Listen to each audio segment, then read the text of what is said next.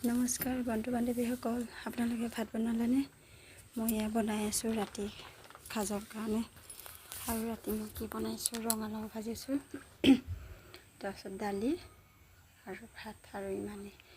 তাৰপিছত আজি মই ভাবিছোঁ বতৰটো ঠাণ্ডা, দিনত বৰষুণ পৰিছিল আৰু ছোৱালী বেমাৰ হৈ আছে, ইমান বনোৱা নাই আৰু সেইকাৰণে চিম্পুল চাহ এখন বনাইছোঁ। আৰু মই আজি ৰুটি খাম বুলি ভাবিছোঁ, সেইকাৰণে মই আটা মাৰি লাডু কৰি থৈছোঁ, ৰুটি বনাম। আৰু এইফালে ৰঙালাও চব্জি হৈ গৈছে।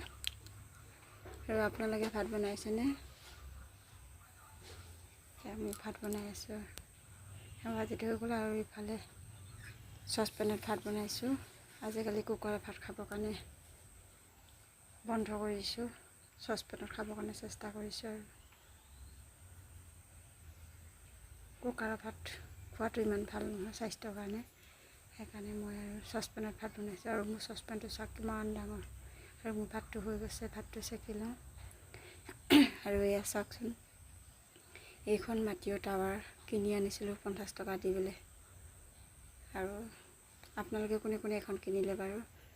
ময়ো কিনিলোঁ, আৰু মোৰ কিনা কি লাভ হ'ল, 50 টকা মূল্যটো নোলালে। আৰু এখন ৰুটি বনাওঁতে ফাৰ্ষ্ট কৰিবলৈ ফাটি গৈছে, এখন ৰুটি সম্পূৰ্ণ নহ'ল। আৰু এতিয়া আকৌ এখনত বনাব ওলাইছোঁ মই, আৰু এতিয়া বনাই আছোঁ।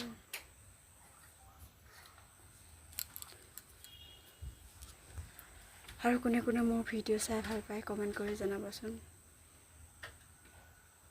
বহুতে বাৰু বেয়া পায় মোৰ ভিডিঅ' চাই, আৰু যিখিনিয়ে ভাল পায় সিহঁতৰ কাৰণে মই ভিডিঅ'টো বনাইছোঁ। যদি ভাল লাগিছে লাইক এটা কৰি দিব।